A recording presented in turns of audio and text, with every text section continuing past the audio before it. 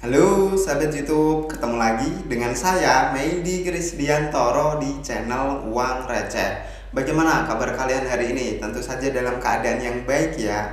Nah teman-teman, di sini kalian bisa melihat sendiri, ini adalah gambaran dari hutang Amerika Serikat. Dan tentu saja kita tahu bahwa Amerika Serikat sebentar lagi bakal mengalami krisis hebat teman-teman. Kalau untuk debt ceilingnya tidak dinaikkan atau plafon hutang dari Amerika Serikat nggak dinaikkan ya teman-teman. Nah buat kalian yang penasaran bagaimana Uang Receh itu ngupas tentang debt ceiling, impactnya ke kripto, dan pergolakan apa sih yang terjadi di negara Paman Sam itu, simak penjelasan Uang Receh sampai akhir. Dan tentunya buat kalian yang belum subscribe channel Uang Receh, mari bersama-sama kita dukung channel Uang Receh dengan klik tombol subscribe-nya. Dan jangan lupa nyalakan ikon loncengnya agar setiap channel Uang Receh itu upload video terbaru, kalian langsung dapat notifikasinya guys. Tanpa berlama-lama, yuk langsung kita kupas. Nah teman-teman, kita sama-sama tahu negara Amerika Serikat adalah negara superpower, negara dengan mata uang atau fiat yang paling dominan di belahan dunia ini teman-teman. Dan tentunya ada satu istilah lagi, Amerika Serikat adalah negara dengan petrodolar. Nah, ada kemungkinan negara Amerika Serikat akan mengalami yang namanya gagal bayar teman-teman, atau default. Nah, kita sama-sama melihat di layar kalian ini adalah gambaran dari batas hutang Amerika Serikat atau posisi hutang Amerika Serikat. Nah, pada saat Uang Receh update video ini, total hutang dari Amerika Serikat adalah sebesar 31,7 triliun US dollar teman-teman. Nah itu kalau dirupiahkan sekitar 427 kuat triliun. Nah padahal di sini kita sama-sama tahu negara US adalah bisa dibilang negara superpower, tapi kok bisa hutangnya segini banyak teman-teman. Nah dulu beberapa orang ada yang membahas, atau ada YouTuber juga yang membahas bahwa Amerika Serikat adalah negara superpower yang punya kartu kredit unlimited. Artinya dia punya hutang yang besar tapi dia tidak usah membayarnya teman-teman. Artinya Amerika Serikat itu membayar hutang dengan mencetak hutang baru, dan demikian selanjutnya teman-teman. Hal itu dilakukan terus-menerus karena apa? Di sini kita sama-sama tahu bahwa US dollar dan superpowernya Amerika Serikat sampai sekarang itu negara Amerika Serikat itu menjadi negara yang cukup dominan baik dari segi mata uang, militer, ataupun yang lain sebagainya teman-teman. Nah karena hal itu, surat utang atau obligasi dari Amerika Serikat sana itu sangat laris manis di pasaran.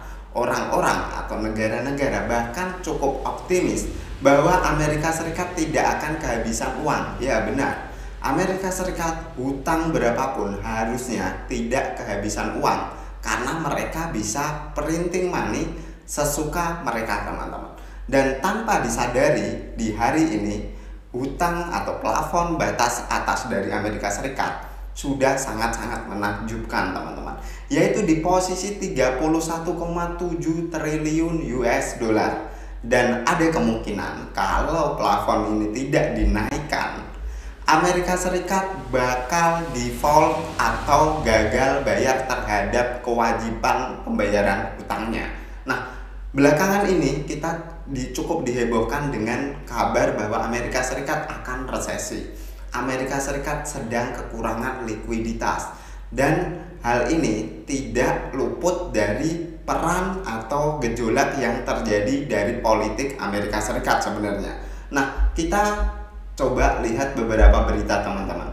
Di sini sebenarnya ada yang namanya perebutan kekuasaan, atau ada yang bilang adalah perebutan peran. Sebentar lagi kita sama-sama tahu bahwa di US akan ada pemilu, artinya akan ada pertarungan sengit antara Partai Demokrat dengan Partai Republik. Dan di sini juga kita sama-sama tahu bahwa pendukung pemerintahan yang sekarang sedang berjalan atau si kakek Joe Biden itu berasal dari Partai Demokrat teman-teman. Nah lawannya atau oposisinya adalah dari Partai Republik. Sedangkan kalau Joe Biden melalui orang-orang pemerintahannya mengajukan yang namanya penaikan plafon batas atas, sedangkan hal itu sampai di Kongres dan Kongres belum menyetujuinya, atau pihak Republik masih mewanti-wanti untuk menyetujui hal tersebut, impactnya bakal cukup besar teman-teman. Nah, ini ada sebuah artikel di mana Janet Yellen itu bilang jika plafon negaranya atau plafon batas utang untuk negara Amerika Serikat tidak dinaikkan, akan ada kemungkinan Amerika Serikat bakal default. Itu sekitaran tanggal 1 Juni teman-teman. Nah, dengan adanya warning dari si Menteri Keuangan atau Department of Treasury Amerika Serikat, Janet Yellen, Joe Biden langsung cukup gercep sebenarnya. Akan ada pertemuan penting di sekitaran tanggal 9 Mei tahun 2023. Untuk membahas apa? Tepat sekali, hal itu untuk membahas yang namanya batas utang dari Amerika Serikat teman-teman. Nah, Joe Biden sebenarnya cukup pintar menyikapi hal ini. Dia langsung memanggil beberapa anggota Kongres untuk membicarakan tentang kenaikan plafon utang Amerika Serikat. Dan hal ini teman-teman, jika hal ini besok di pertemuan tanggal 9 itu tidak mempunyai solusi apapun, Amerika Serikat bisa dibilang akan benar-benar memasuki yang namanya deep recession. Nah, di sini Uang Receh punya sebuah berita yang cukup menarik juga sebenarnya dari EP News. Nah, di sini kita bisa membaca teman-teman. Akibatnya apa jika Amerika Serikat itu telat dalam menaikkan plafon utang atasnya, atau di pertemuan yang membahas tentang debt ceiling ini tidak memberikan solusi apapun? Kita bisa baca di sini sebenarnya what is the problem. Kita akan coba uraikan. If the government legal borrowing limit of 31.4 trillion is not raised or suspend in the next few weeks. Nah, di sini jika pemerintahan itu tidak menaikkan batas atas untuk utangnya dari posisi 31,4 triliun US dollar, atau menunda dalam menaikkan dalam beberapa minggu ke depan saja teman-teman. Artinya nggak butuh waktu lama, bahkan bulan atau tahun. Bahkan di sini beritanya jika tidak dinaikkan dalam beberapa minggu setelahnya atau telat beberapa minggu saja, efeknya akan cukup parah teman-teman. Nah, di sini if the government cannot borrow money to keep paying its bill and extended period, akan banyak orang-orang yang bekerja di pemerintahan, misalkan kalau di Indonesia biasanya DPR, terus ada mungkin bupati, gubernur, dan yang lain sebagainya, tentu saja akan mengalami penundaan pembayaran. Karena apa? Uang negara, uang APBN negara itu sudah dalam keadaan defisit teman-teman. Artinya mereka sama sekali tidak punya uang untuk membayar orang-orang yang berada di lingkup pemerintahan. Bisa saja polisi tidak dapat gaji, terus tunjangan untuk orang-orang yang pensiunan atau yang apalah, itu tidak akan mendapat gaji teman-teman. Nah, selain itu, there could be million of job losses. Akan cukup banyak pengangguran. Di sini dijelaskan kurang lebih ada jutaan pengangguran baru jika ini telat beberapa minggu saja. Nah, selain itu, sektor bisnis juga akan terpengaruh teman-teman. Karena Amerika Serikat adalah negara yang cukup besar, lingkupnya cukup banyak mempengaruhi negara-negara lain. Jika dolar ambruk dan negara Amerika Serikat itu gagal bayar dalam waktu yang singkat, di sini terutama kita bilang finansial dulu ya, karena ada hubungannya sama kripto dan saham. Otomatis saham Amerika Serikat akan flash crash teman-teman, akan langsung jatuh berguguran semua. Nah, akibatnya kalau saham jatuh, otomatis sektor industri juga akan jatuh. Dan setelah itu jelas teman-teman, kalau kita ngomongin finansial, impactnya akan cukup masif untuk cryptocurrency. Meski Uang Receh cukup yakin bahwa kripto bisa bertahan, tapi untuk jangka 1 tahun atau 2 tahun bahkan halving Bitcoin pun di tahun 2024 tidak akan memberikan gambaran kenaikan yang cukup bagus menurut uang receh pribadi kalau sampai Amerika Serikat itu default dan gagal bayar, teman-teman.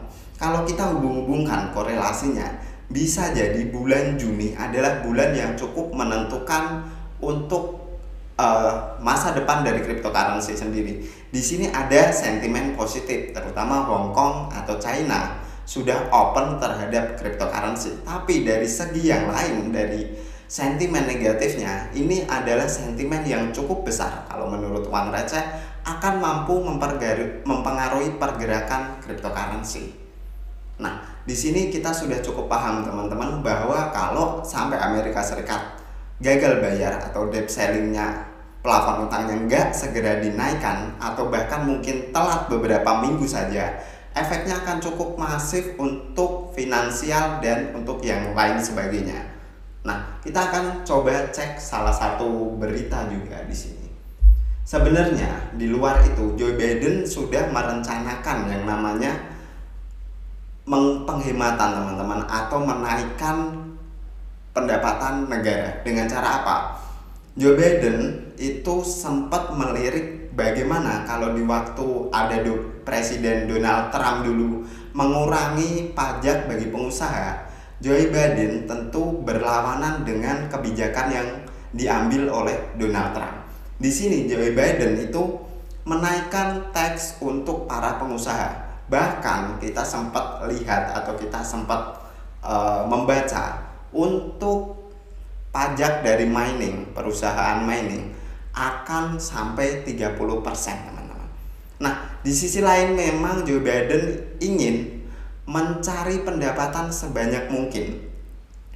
Kalau kita di sini sama-sama tahu, kita bandingkan dengan Indonesia, pendapatan terbesar negara itu dari mana sih? Tepat sekali, dari pajak. Itu adalah salah satu langkah cerdas dari Joe Biden sebenarnya untuk menaikkan tax. Agar apa? Agar pendapatan dari Amerika Serikat itu semakin banyak dan cukup untuk mengcover pengeluarannya. Nah, di sini uang receh punya sebuah website juga. Ini adalah website dari Fiskal Data Negara Amerika Serikat. Di sini kita bisa mengecek untuk pendapatan Amerika Serikat, spending Amerika Serikat, defisit serta utang.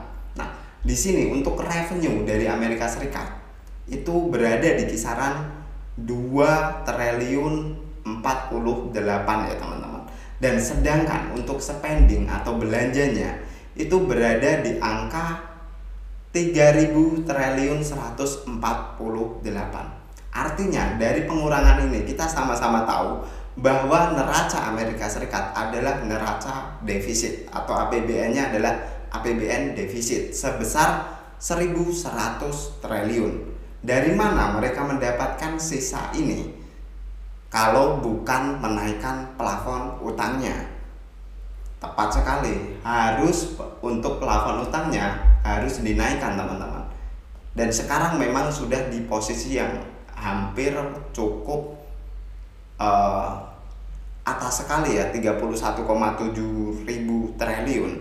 Kalau ini dinaikkan sampai 35.000 atau bahkan 33.000, itu sudah cukup sangat mengkhawatirkan. Artinya di sini the Great Recession mungkin akan bertahan di tahun 2023. Gak akan ada resesi untuk Amerika Serikat kalau ini dinaikkan. Tapi kalau ini gak dibenahi untuk sistemnya, artinya Amerika Serikat akan selalu kekurangan atau defisit anggaran. Artinya Amerika Serikat harus meningkatkan revenue. Gimana caranya?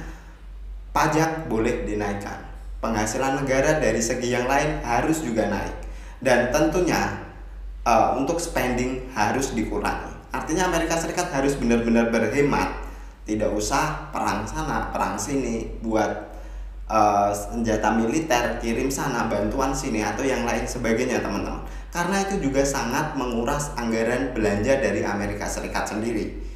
Kalau itu tidak segera ditangani atau internalnya tidak segera ditangani, antara pendapatan dengan spending selalu lebih besar spending, debt ceiling setiap tahun akan bisa dinaikkan, teman-teman. Dan ini hanya menunggu sampai waktu memang tidak bisa dinaikkan, dan atau mungkin negara-negara lain sudah tidak percaya dengan Amerika Serikat, teman-teman. Karena Amerika Serikat punya utang yang tak terbatas, punya utang yang nggak harus dibayar, punya utang yang bisa dibayar dengan utang lagi, kurang lebih seperti itu. Nah, di sini hutang Amerika Serikat kita sudah sama-sama tahu. Hutang Amerika Serikat ditentukan sekitar tanggal 9 Mei. Akankah keputusan Kongres dengan keputusan pihak pemerintah ini sejalan? Kalau menurut Uang Receh pribadi dari kasus ini, harusnya mau tidak mau ini adalah pilihan terakhir untuk menaikkan debt ceiling. Karena kalau ini memang tidak naik, sekarang range waktunya itu sudah semakin dekat. Sekarang sudah bulan Mei dan untuk ke Juni itu kurang dari 1 bulan lagi. Dan itu hal yang sangat impossible buat Amerika Serikat untuk mencari revenue atau untuk mencari pendapatan sebanyak mungkin dalam waktu kurang dari 1 bulan. Di sisi lain mereka masih harus mengendalikan inflasi. Caranya gimana? Mungkin untuk saat ini menaikkan batas utang atas itu adalah pilihan yang terbaik. Dan setelah itu mungkin bisa dibenahi dulu untuk internalnya, bagaimana mengelola pengeluaran dan bagaimana memaksimalkan pendapatan, teman-teman. Dan tentunya impact bagi kripto menurut Uang Receh pribadi seperti yang Uang Receh sudah jelaskan, kripto akan cukup terpengaruh dengan gagal bayarnya Amerika Serikat. Mungkin tidak dalam waktu yang panjang kalau kripto memang benar-benar menjadi safe haven bagi sebagian investor, teman-teman. Nah, sekian dulu untuk penjelasan Uang Receh pada kesempatan kali ini. Buat kalian yang tertarik, mungkin videonya agak panjang, tapi di sini Uang Receh untuk khusus hari ini akan bahas dari segi fundamental saja. Jadi Uang Receh nggak selingi dengan technical analysis atau yang lain. Thank you for watching till the end. See you on the next video.